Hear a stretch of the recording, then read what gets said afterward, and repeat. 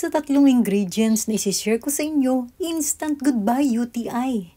Bago tayo magsimula, kung bago ka lang sa channel ko, please subscribe, like, and share, and don't forget to hit the bell button para updated ka sa lahat ng aking health and beauty tips. Very common sa mga kababaihan ang magkaroon ng UTI. Walang pinipiling edad at walang pinipiling oras kapag ito ay talagang umatake.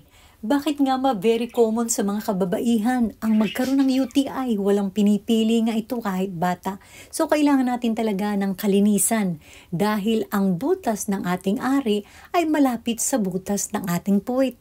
Ito ay talagang pag nagkasama ang katas nito ay talagang kakaibang bakterya ang lalabas nito. Ito ay kadalasang nararamdaman sa mga mayroong katalik sa gabi. Sino ang mga nagka-UTI sa inyo? Bibigyan lang kayo ng gamot ng doktor, ipaiinom sa inyo, pero matamlay pa rin kayo at nararamdaman nyo pa rin ang kirot. Samantalang itong isi-share ko sa inyo, tatlong ingredients lang, ay talagang instant goodbye UTI. Ito ay ang sibuyas, bawang at ang wasabi. Sa mga 20 pataas ang edad, isang butil na bawang at konting sibuyas lang. So ito ay iinumin nyo na parang gamot lang. Liitan lang ninyo ang hiwa para madali nyong mainom ng tubig lang.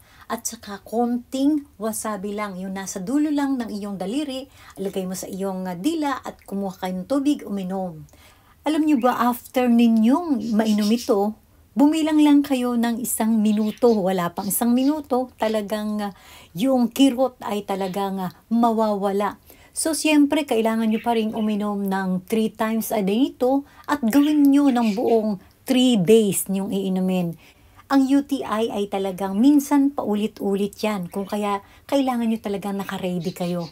At kung kayo ay isa sa nagkaroon ng UTI, pag ito yung tinry nyo na remedy, talagang sasabihin yung miracle.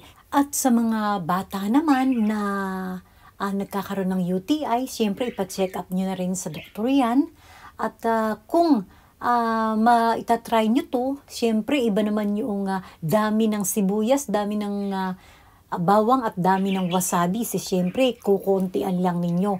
Pero ako garantisado ko talaga sa inyo na napakaganda nito. So thank you so much guys for watching and see you to my next vlog. Bye!